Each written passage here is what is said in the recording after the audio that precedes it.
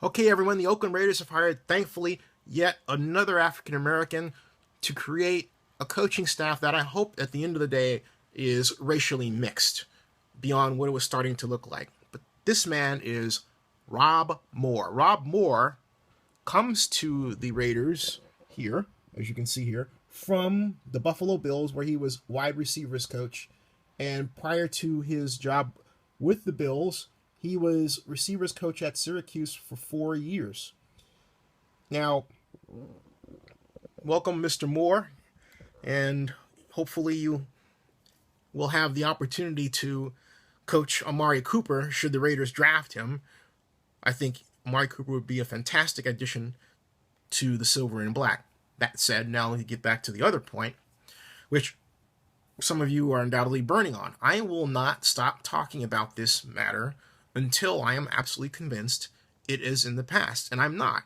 And there are great examples of NFL teams that are really doing a great job of having a diverse coaching staff. Look at Rex Ryan and the Buffalo Bills. In fact, take a look at this, because if you look at, I'm going to take you over here, okay? And I want you to look at the Buffalo Bills roster of coaches and how nice and dynamically mixed it is. You know, there's Rex Ryan. Greg Roman's the offensive coordinator from the 49ers. Dennis Thurmond, the former legendary Dallas Cowboys defensive back, is defensive coordinator. Danny Grossman, special teams. Kurt Anderson, all quality control. Bobby Abel, linebackers. Samson Brown, assistant defensive backs.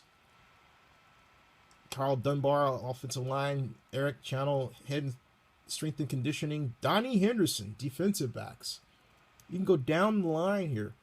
David Lee, quarterbacks. Jim Hostler, senior offensive assistant. Dan Liebert, strength and conditioning assistant.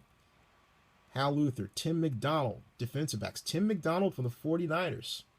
And then there's Rob Moore, who just took the job with the Raiders.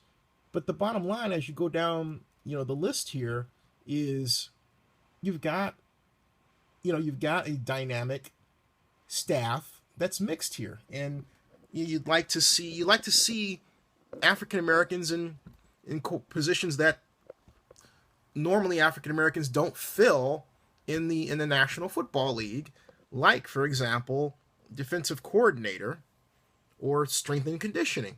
So I'm not going to stop talking about this at all. I simply am not. Raiders still haven't selected a D coordinator. There's still a chance. But the bottom line is, it makes no sense to have a league that has 70% of its players African American, 6% of its head coaches and are black, and then, of course, you have black assistants, either offensive or defensive or special teams, that never get a job. All the quarterback coaches in the NFL are white. That's crazy.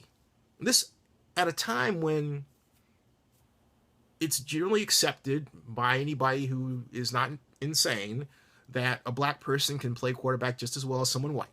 So why have all of these white quarterback coaches, for example?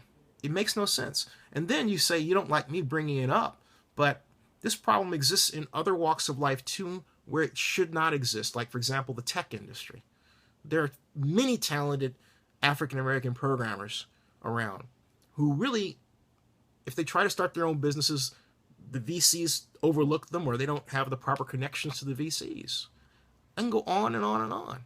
This is not good for the country. It's not good for anybody, white or black or Asian or Hispanic. Racial discrimination not only hurts those being discriminated against, it hurts everybody. And it hurts your ears, because I'm going to talk my ear off until it stops.